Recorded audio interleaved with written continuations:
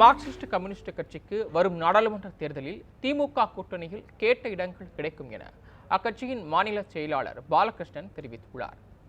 திருவள்ளூர் தீர்த்தங்கரைப்பட்டியில் செய்தியாளர்களிடம் அவர் பேசியதை மகாயுத்தம் பகுதியில் தற்போது பார்க்கலாம்.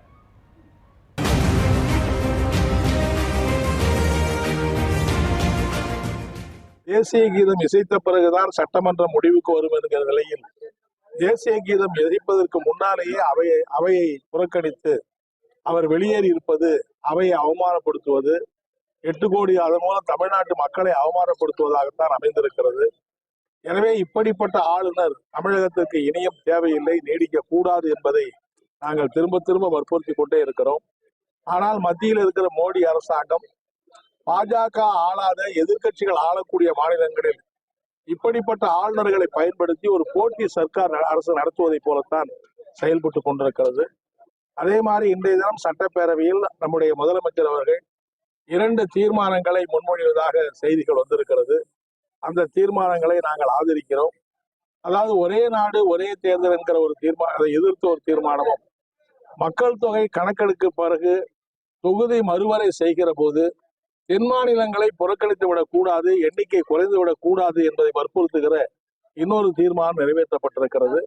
ஏனென்றால் இந்த ஒரே நாடு ஒரே தேர்தல் என்பது நாட்டினுடைய ஜனநாயகத்தை காலிலே போட்டு மிதிக்கிற ஒரு நடவடிக்கையாக மத்திய அரசு மேற்கொண்டிருக்கிறது.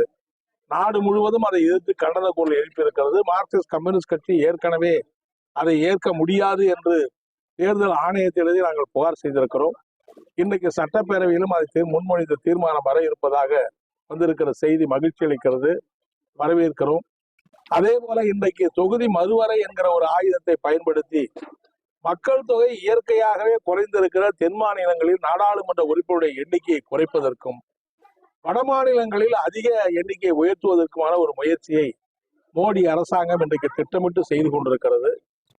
தென் மாநிலங்களிலே பாஜக கால் பதிக்க முடியவில்லை என்கிற அந்த ஏக்கத்தை போக்குவதற்கு தென் மாநிலங்களையே பழிவாங்குகிற முறையில் தென் மாநிலங்களில் நாடாளுமன்ற உறுப்பினர் எண்ணிக்கையை குறைப்பதற்கும் தங்களுக்கு ஆதரவா இருக்கிற வட மாநிலங்களின் எண்ணிக்கை அதிகரிப்பது, நாடாளுமன்ற உறுப்பினர் எண்ணிக்கை அதிகரிப்பதற்கும் அது முயற்சிப்பது வன்மையான கண்டனத்துக்குரியது.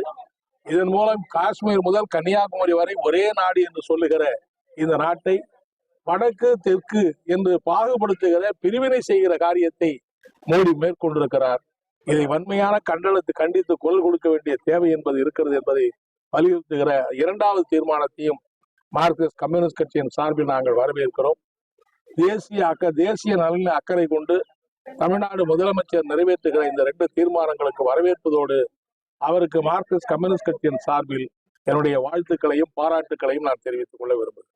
அதாவது அமைச்சர் பதவியை ராஜினாமா செய்திருக்கிறது நல்ல நடவடிக்கை தான்.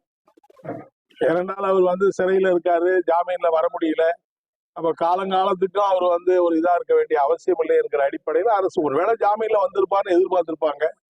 ஜாமீனே கிடைக்கலைங்கிற போது காலங்காலமா அப்படி நீண்ட காலத்துக்கு அப்படி இருப்பது ஏற்புடையதில்லை என்கிற அடிப்படையில் அவர் ராஜினாமா செய்திருப்பது நல்ல நடவடிக்கை என்பதை நான் தெரிவிக்கிறேன். திமுக கூட்டணியில் தொகுதி கிடைக்குமா? கண்டிப்பா கிடைக்கும்.